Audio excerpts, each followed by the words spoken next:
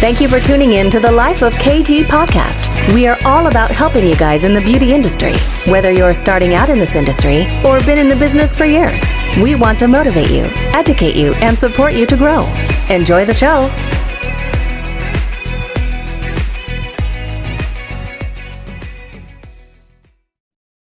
Hey everyone, welcome back to A Life of KG. So today I am doing an episode that's slightly different. It's all about packaging. So why have we chosen packaging as part of our episode? A lot of you that are listening are creating brands, you're already brand creators, or you're setting up your own businesses, or you've got product lines. So this is extremely important for you guys because people don't realize how huge packaging is and how it can affect your brand. So I am interviewing Stephan Shortland. He is the Managing Director of New Vision Packaging Limited. He has huge customers such as Ted Baker, Waitrose, Tesco's, Asda, Morrison's, Cadbury's, and tons of drink brands, just to name a few. He specialises in packaging for the beauty industry, so I thought he would be the perfect person to be able to come on and talk about this. I can't wait for you to hear his detail when it comes to packaging. He is the man that you need to get in touch with if this is something that you guys want to look into further. So without further ado, here he is. Steve, thank you so much for coming on the show. How are you? Very well. No, my pleasure. Thanks for asking me. You're very welcome. So can you introduce yourself and tell us exactly what you do? Absolutely. So my name's Steve Shortland. I'm the founder and owner of a packaging company called New Vision Packaging. In summary, we design and source packaging for retail products. A lot of that is in the beauty sector. We also do a lot of work in confectionery and alcohol gifting. And I've had and owned the company for 15 years. Oh, wow. A long time then. It feels like a lifetime. Yeah, it's been a while. But yeah, started in 2006 and here we are still trading now. So it's been an adventure. Yeah, 15 years in business is a long time. I'm 11 years in business and I feel like I should be retiring now. Well, I'm a bit closer to retirement than you are, Katie. So. Oh, definitely. So kind of what's your story then? What made you get into the packaging industry? Well, I left school at 16. I did basic GCSEs, and in terms of my sort of academic career, I was very, very average. Right down the middle, just an average student. I've got a twin brother who, obviously we sat our exams at the same time, and my theory in life was if I did better than him in the exams, then that would make life much easier later on, because first of all, my mum wouldn't shout at me because she'd have somebody else to shout at.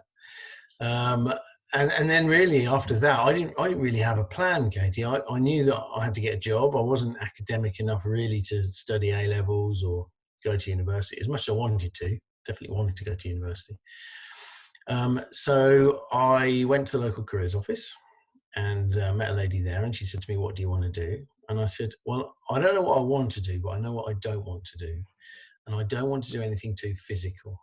And back then I was a little bit lazy. Mm-hmm. So I said, "I want a job where I can sit down all day." And for some strange reason, she put me forward for a job as a trainee printer at a local print company, which is about as physical and hard work as you could get. I'm going back to 1989. So it was proper unionised labour, proper apprenticeship schemes, all that kind of stuff. So I went for the interview. They decided I wasn't really strong enough or cut out for a physical job, but said, "We've got this job in the design studio if you want it." So it meant I could sit down all day, and it paid £70 a week, and I got to spend that on beer and records. And I thought, great, this is perfect. So I had no real driver to go into packaging. I didn't really know what I wanted to do, but once I got there, I found an industry that was pretty exciting, fast moving, a little bit creative. And after kicking around with a few jobs, I now got to my early 20s, I ended up working for a confectionery company in London, on Marylebone High Street. as a packaging designer. So I went down there and we designed kids Easter eggs packaging, basically. So, Barbie, Star Wars, that kind of stuff. So my claim to fame was making Darth Vader's helmet out of cardboard to put an Easter egg in. But it was great. I mean, it gave me a good grounding, and I'm in Northamptonshire and always have been, and going down to London, you learn a lot of life lessons as well as business lessons, if you like, or career lessons. Yeah, definitely. So I was, it changed me in the sense of how sort of grown up I became. Eventually came back closer to work closer to home, and got a job at a few packaging companies. But really, Katie, I always knew I didn't really want to be a designer for the rest of my life, because you look around your peers and you see everybody who's been a designer is a designer until they're 65, and the money was average, and there were no perks, and then you used to sit there and see all the sales guys coming in their new company cars and commission based schemes. I thought, I fancy a bit of that. So eventually I decided I was going to have a go at sales, and the company I was working at wouldn't give me the opportunity. So I found one that would, and they were based up in Leeds. So I was working from home for them for 5 years as a sales guy and eventually a sales manager. And that was really where I got into the beauty side of the business, really, because then we started supplying boots with a lot of their packaging.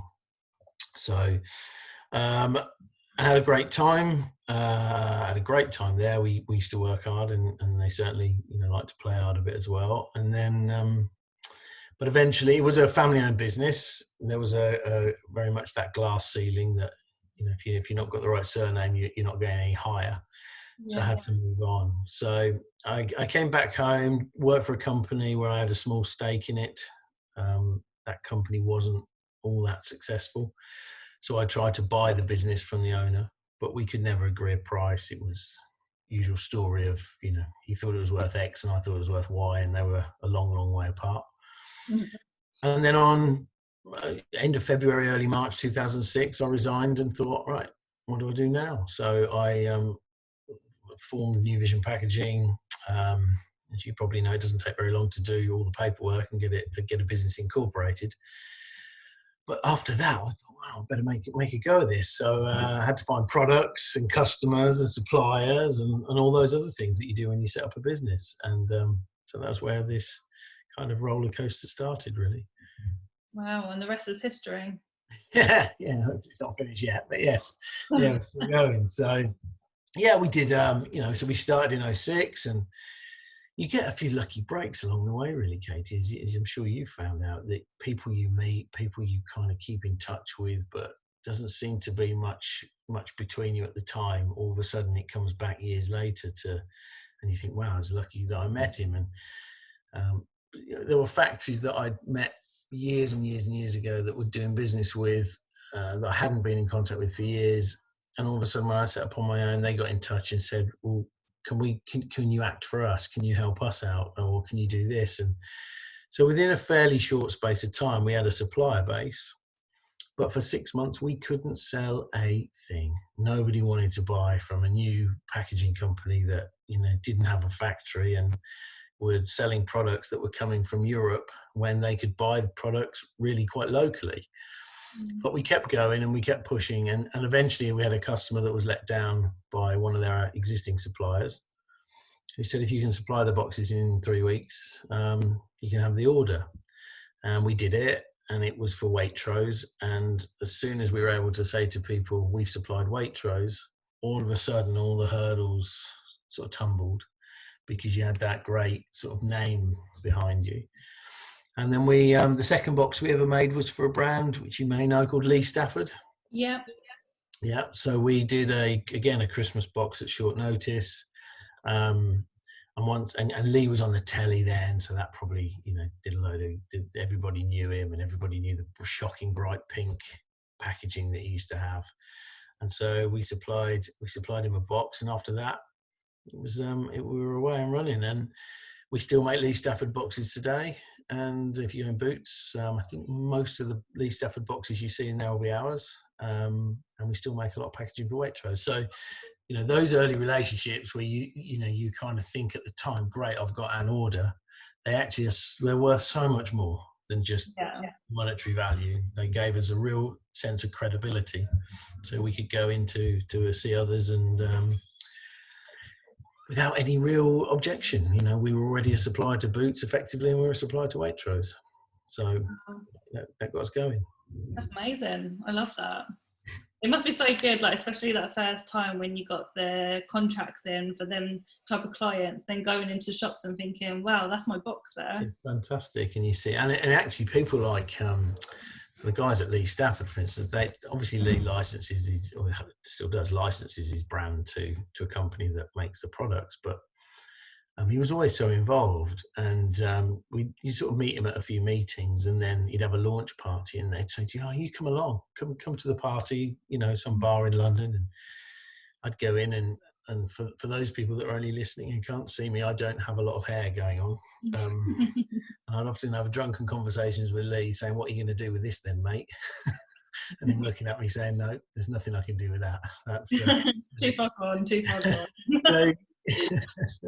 So you do get, it was great to be so involved, and of course when you're involved with customers, not only do you give your best, but when things are needed, or when things go wrong, or people are up against it, you dig in and you kind of want to do more for them too. So we've always enjoyed close relationships with our customers, and I think it's they get the best out of us that way, and hopefully we give them our best and get their loyalty in return. So 15 years old and 15 years of making Lee Stafford boxes. Wow. So we have a lot of our listeners are like trainers and lash brands, so they will already have like their own lash products and stuff like that. How important is packaging to them type of clients? Like, I think a lot of people within our industry, but there was a few companies that stand out with their packaging is on point all the time. Like, you get the delivery through and it comes down to their tissue paper, their product, their boxes, everything. And then some people just don't even think about that, because I think they think, well, the packaging side of things is so expensive, I'd rather invest that elsewhere. So what's your kind of view on that? I think packaging has well-defined roles. One of them is to protect the to protect the product as it gets from place to place, and so that part of it is very functional. But more and more, packaging is there to promote a brand. It's to promote what you're trying to do. It's to portray your values or the brand's values to your consumer. And I think there's a tendency, if you're going to sell online, to think, well, actually, this packaging's just got to get my product from me to my consumer, and as long as it gets there safely, then maybe the packaging doesn't matter. But of course, you've only got one moment really to communicate with that consumer, and that is really when they're opening your box. You can't sit and have a conversation with them, so you can only portray your brand values to them through that experience. So you might argue, well, it's the obvious example, I suppose, but why do Apple invest so heavily in their packaging? Apple's packaging is the best in the world. The product I know is £1,500, but still, they don't need to have the packaging that they use. It doesn't have to be that good, but they do it because it's part of the experience. So if you've got a brand, or you're starting a brand, and you think that you don't have all those funds to get over your brand values to the consumer, you can't advertise. Even digital advertising, the prices are going up all the time, especially now.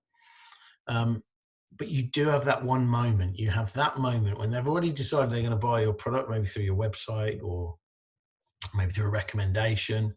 But they've got that moment where you've got those sort of 10, 20 seconds where you've got their undivided attention. So when they open that box up, you can put a message inside. You can tell them something about you and about your brand and what you want them to know. So, and that could be the difference between you and your competitor. It could be the thing that makes them come back. They've obviously got to love the product, but if all that packaging adds to the experience, then it's really valuable and it's really worthwhile. Obviously, if you're selling in a retail environment, that's different too, because they're pretty crowded, those shelves, and you need to somehow get your product noticed alongside all the other products that are out there.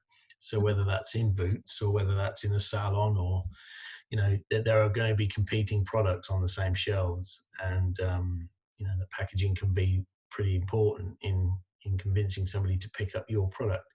I think there's some research. This is something like certainly in a busy kind of main supermarket. I think the consumer considers a product for purchase, a brand new product, for about 4 seconds when they see it, and then 50-50 whether they pick it up and look further. So you think you've got 4 seconds in a supermarket to get somebody to say, actually, I'm just going to go a bit further and pick it up. And even then they might put it back down, but you've got a chance.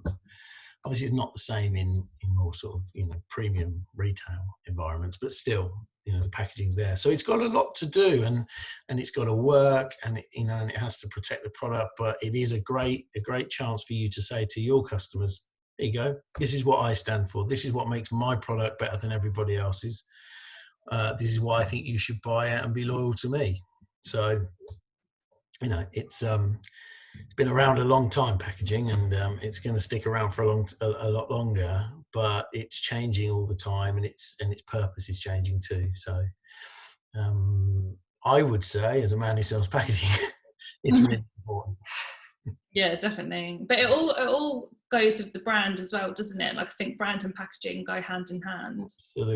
Absolutely. They're so interlinked. You said it earlier.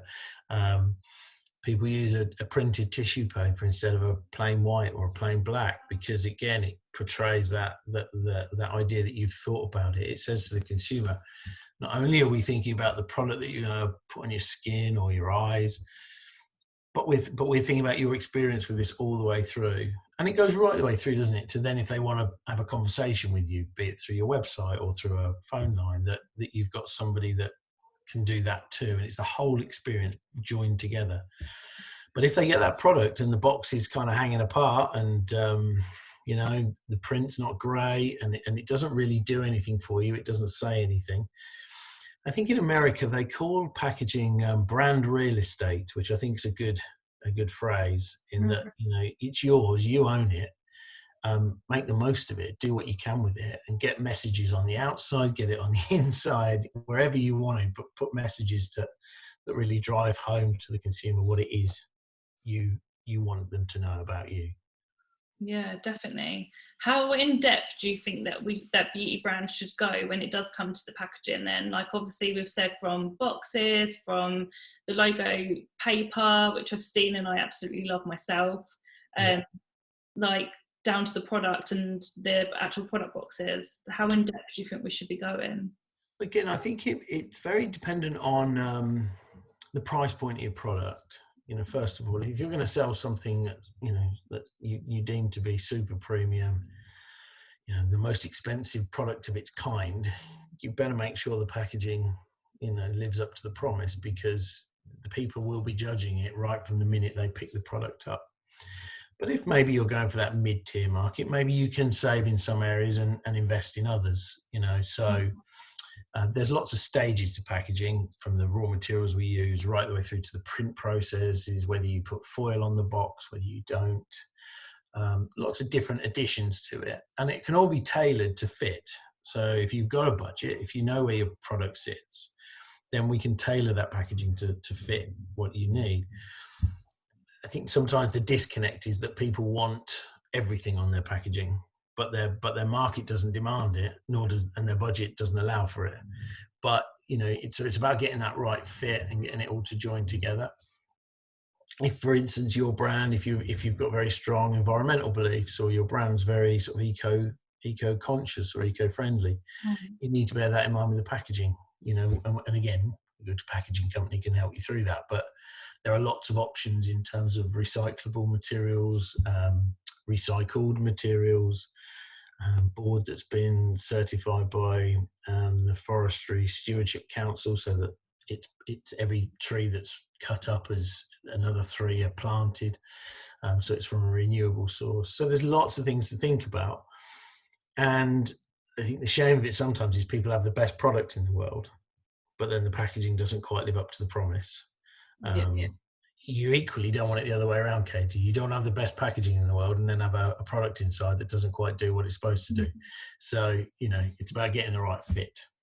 Yeah, definitely. I'm sure after this podcast as well, you're going to be inundated with emails and calls because Good. everyone's going to be thinking about the packaging.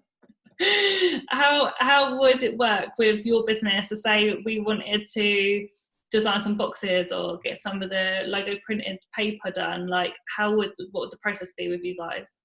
It's really straightforward, really, because we want to be, we want to support you all the way through the process. So we have our own design studio.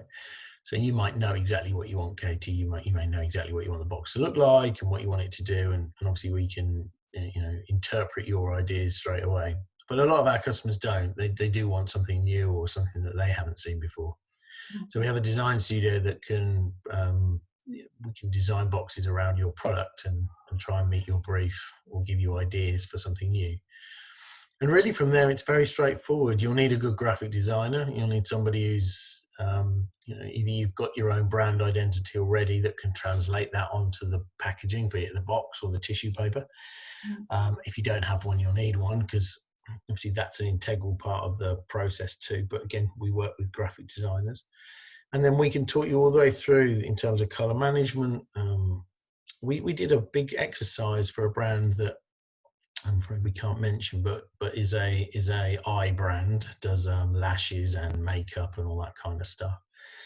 And we actually went right from the beginning of the project through to final delivery, and we even took them to the factory so they could walk around, see the process, see how their cartons were made, but all the other bits that we do as well.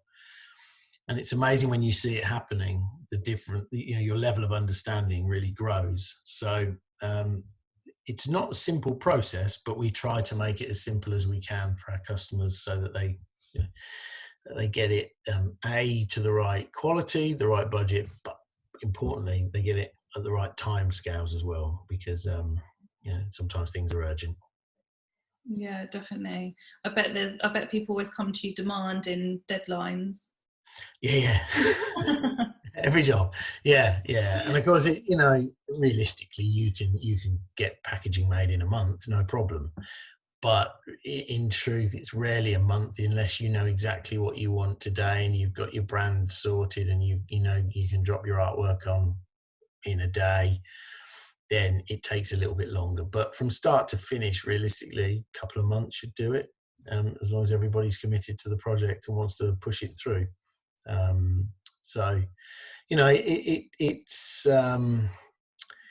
It's a fast-moving industry. Things move quickly, and it's quite exhilarating sometimes. But to do it that quickly, you do need everybody involved in the project to be absolutely on it and want to get it through quick. Yeah, definitely. What do you think customers look for when it comes to packaging? Consumers. Mm-hmm. Well, I think more and more they're looking at the environment. They are looking to make sure there's not too much packaging. Yeah, I think that's a massive thing now, isn't it? I think it's just becoming, or has become huge. And I don't even think it's not necessary. The Body Shop was always a brand that was very environmentally aware, did a lot of good work around their packaging. But I don't even think you have to be that obvious about it anymore. I think if you have packaging that's too big or there's too much of it, or you use the wrong materials, your customers generally will probably let you know at some point, because they're just getting more aware of this stuff. So that's why we're trying to remove plastics out of packaging where we can. Some products insist, you don't have a choice. A lot of food products need the plastic packaging to keep it fresh. So without the plastic, the product just doesn't get there in one piece. So that market's different. But in terms of beauty, really, you can start to remove more and more. There's a great brand in Boots at the minute called Sopa Duper. Mm-hmm. If you've ever seen it, it's a green artwork, but it looks great. And they're committed to using bottles and tubes that are made from post-consumer waste. The boxes we make for them have no plastic in them at all. They're completely made from FSC cards, so they come from a sustainable forest. So you can build together a really strong story on the environment, if indeed that's something that you think your brand needs. Other people have taken it a different way, where they're using packaging that's reusable rather than recyclable. So, for instance, aluminium cans, you can reuse them over and over again. So they've gone down the route of saying, instead of putting our product in a tube that you've got to throw away, we'll sell it to you in a can, but then you buy a refill and you fill it up yourself at home. So there's lots of different ways to do it. If indeed the environment is something that you're interested in.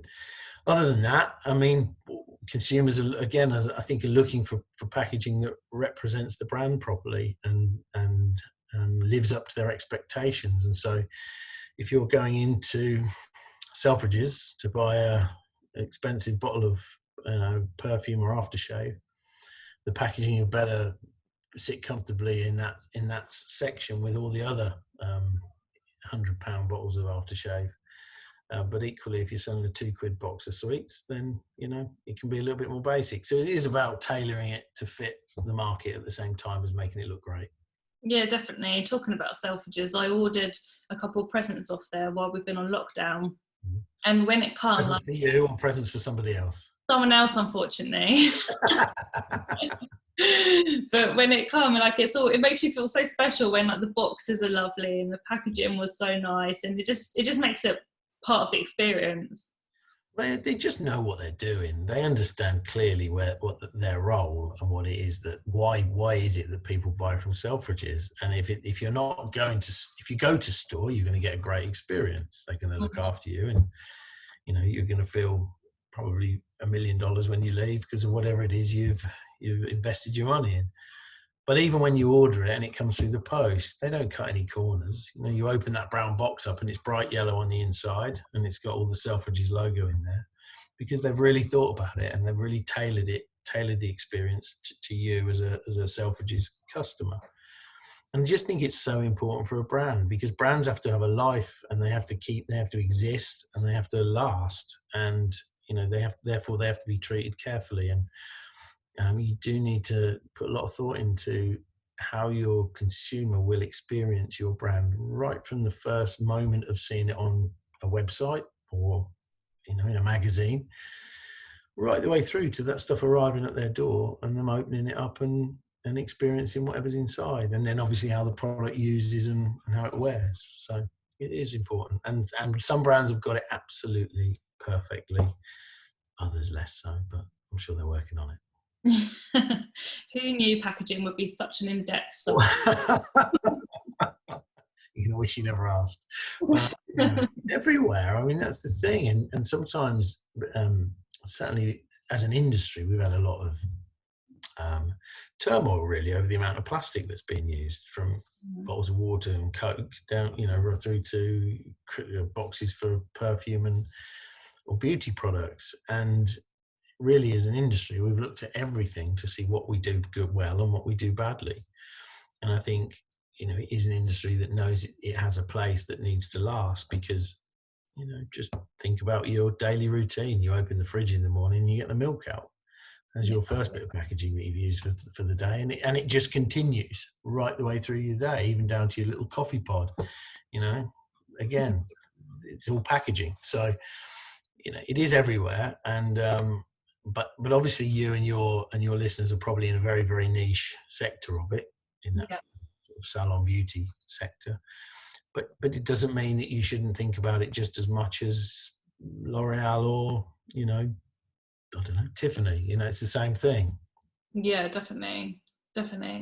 So obviously I'm a bit fascinated in you because obviously you've been in business for a long time now and you're an extremely successful businessman. You've grown your company from nothing to where you are today.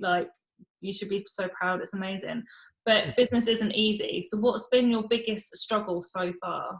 I think we had a very particular period of time back in 2010 where we had a big contract to supply packaging for Marks and Spencer, which was never really the sort of business we set out to do. If I'm honest, it was millions and millions of items every year, and every purchase order that arrived was, at least £1 million. And so all of a sudden it was a bigger scale than we were ever really used to. And before we knew it, we had one customer that was 2/3 of our turnover, which is fine. the only problem is that the company we were supplying the packaging to got into some financial difficulties. So we had a long 6 months of not knowing whether they pay the bill, and that was upwards of £400,000 at times. So you spend 6 months with that permanent sick feeling in your stomach and that knot in your stomach every morning when you wake up to see what the day is going to bring. And you learn a lot of lessons through that. You know, we learned to be patient. That was one thing that we had to wait and hope that it played out in our favour, which it did in the end. But you also learn afterwards not to let one customer become 2/3 of your business. It's fine when you're starting a business. You will have, at some point, you will have one customer. They will be 100% of your business. But as you grow a business, you really want to manage that if you can, if you get the opportunity, to not have all your eggs in one basket. So nowadays, our biggest customer is 15% of our turnover. So we're in a much better position to manage that now, should there be any issues. So, you know, you learn about it all along the way. But yeah, that was a really, really difficult time, you know, because that was a lot of money. And in the end, you know, we are all here for that, to make money. Businesses should be profitable. And so that was tough. You know, you get the other things along the way, Katie. You have the personnel issue and things like that. But in the main, if you love what you do, and if you get up in the morning and it's what you want to do, even if it's not your dream, you know, I'd love to play football for Man United or Liverpool or something, or singer, but that's never going to happen. So, you know, this is as good as it gets for me, and I really love doing it. So, you know, you really, there shouldn't be too many challenges if you love what you do, and I do, and I'm pretty sure you do too. So there are day-to-day challenges, but nothing structural is how I would word it. Yeah, definitely. And like I say, if you love it, like we've had major challenges within the business, but then you always bounce back because you know what you're fighting for at the end of it. Absolutely. And there's nothing better than being your own boss. I mean, you can talk about the financial rewards and all the rest of it, but even in a period like now where businesses are having to close or furlough their staff, the simple fact is that when you're your own boss, you're in control of what happens next. You get to decide, do I stay open? Do I close? Do I furlough my staff? Do I not? What do I do next? But at least you're in control. You're not waiting for somebody else to tell you what's going to happen to you. And so at times of adversity, I like the fact of that frankly, I'm in control and I know what's going to happen to me and what's going to happen next. Yeah. You know, so there are a lot of pluses to running your own business. They're not that aren't all financial. You know, they're not all financial, but certainly financial should be one of them. And it's really rewarding. We're a business that's a medium-sized company, but we fight for orders against some of the biggest packaging groups in the world, multinationals that are turning over billions of dollars a year. And sometimes we win and sometimes we don't. But to have the opportunity to fight against those guys and sometimes win is absolutely, you know, enthralling, really. Yeah, I bet that's the right buzz. It feels good, yeah. Yeah. But, you know, then when you don't win them, then it doesn't feel so good, of course. But, you know, so it's that kind of thing, really, that should make you get out of bed in the morning. It shouldn't just be for money, but certainly, you know, businesses should be profitable. And, you know, one of the things we're probably seeing right now is a lot of businesses needing support because they haven't had the old-fashioned sort of business view of, I've got to make a profit each year and I need to save some of those profits for a rainy day. And I think a lot of new businesses at the moment, or over the last 10 years, money's been cheap and they've been able to borrow. And now all of a sudden they've got nothing left in the bank to see them through. So, you know, there's a lot of basics to it. I don't have any formal business education, so you pick it up along the way, but, you know, it seems like just good common sense to me. Yeah, likewise. I didn't have any education in it. I seem to have done all right. But yeah, I do think, like you said, like the old-fashioned way as well. And I think a lot of people, when it comes to money, get scared to talk about it. I think, oh yeah, I'm not working for money. It's like, you definitely are in business for money, and that's okay. Like, money gives you the freedom. Like, everything, really. Absolutely okay. And you're right. There's been a tendency to be a little bit embarrassed to say it, you know.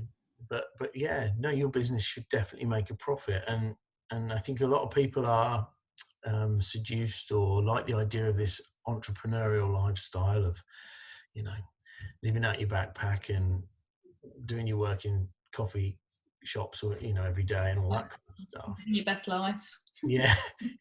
Exactly. Sounds like the worst life to me, but yeah. But you know, in the end, there has to be a point to it, and business is there to make a profit, and it doesn't have to be a huge profit. It can be tailored to whatever your expectations in life are, but it has to be there for that, because if you're going to be serious about it, you know. So I think a lot of people go into it with a great idea. The business is hard. It can be really hard. It can be really testing. But as long as you apply yourself and you have a good business in the first place, one that can, if run properly, deliver results, then it's a fantastic place to be. But you know, don't start a business with this idea that, you know, you're going to sell millions and millions of units in week one, because you're not. It's going to be a slog, and it's going to take time to get there. Yeah, definitely. We've got a lot of brands that are listening in that will be wanting to get into the distributor kind of area and fighting for distributors and stuff all the time, and it takes a while to be able to get them contracts. Absolutely. When I first went to see Boots, when I was selling for another business up in Leeds, I think it took us nearly over 6 months to get the first meeting. And beyond that, probably well beyond a year to start to do some meaningful business with them. But 4 or 5 years later, it was our biggest account. They were spending millions of pounds a year with us, and you know, it was definitely worthwhile. You have to be able to stick at it. When we started, we started with an overdraft from Barclays Bank with personal guarantees, and you know, we knew it would last us about a year. And that doesn't sound like a great length of time, but actually, you know, you should know within a year if your business is a good idea or it's going to be a busted flush. And certainly for the first few months, I wasn't sure. But when we got there, you know, and you think, but because the business model worked, I wasn't reinventing the wheel. This is something that other people have done. I just wanted to do it the same or a bit better, and that was all it had to be. So not every idea has to be groundbreaking. But as long as you do it well and apply yourself and know that there is a point to it, a financial point to it that you can realise, then absolutely, it's the best. Running your own business is the best job in the world. Definitely. I wouldn't change it for the world. I bet you didn't work for anybody else now either, could you? I've never worked for anyone. Well, actually, that's a lie. I worked for someone for 2 weeks of my life when I was younger, and I walked out. I was like, I can't do this. You need to keep it. Yeah, 2 weeks. I ended up getting a paycheck. So no, I couldn't. But running a business isn't for everyone, and then working for someone isn't for everyone either. So you need two types of people in the world. Yep, absolutely. You're absolutely right. And you know, and that's the other thing, isn't it? Get your mix right, get your team right, get people that, you know, want to progress in life and maybe see your business as a stepping stone to move on to bigger and greater things, and good luck to them. But in the same vein, you'll need a mix of people that actually are happy just to be there and just to, you know, do that and do their thing.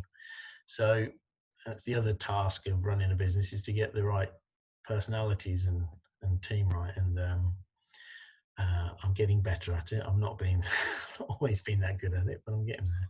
Yeah, I'd say that's one of the hardest things, especially in our industry as well, because you're working with clients. You've got some girls that want to then go and set up their own thing, which is perfectly fine, but then there's like poaching clients and it gets messy. Like, you've got to be quite careful in our industry, but it all comes down to contracts and having a relationship with your team and being open with them. So absolutely. But staffing is very difficult at times. I'm very blessed to have a good team, so I'm okay. Me too.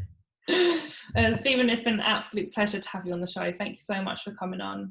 My pleasure. Thank you for having me. And if you need help with packaging, let me know. Definitely. Where can people find you? So we've got a website which is newvisionpackaging.co.uk, and I'm on the usual places, Twitter and Instagram at NVP Steve. Okay, perfect. So if anyone's interested, then get in touch. But yeah, thank you so much for coming on, and I hope you get lots of inquiries after this. I know I'm definitely getting in touch. Right, thank you. Thanks, Katie.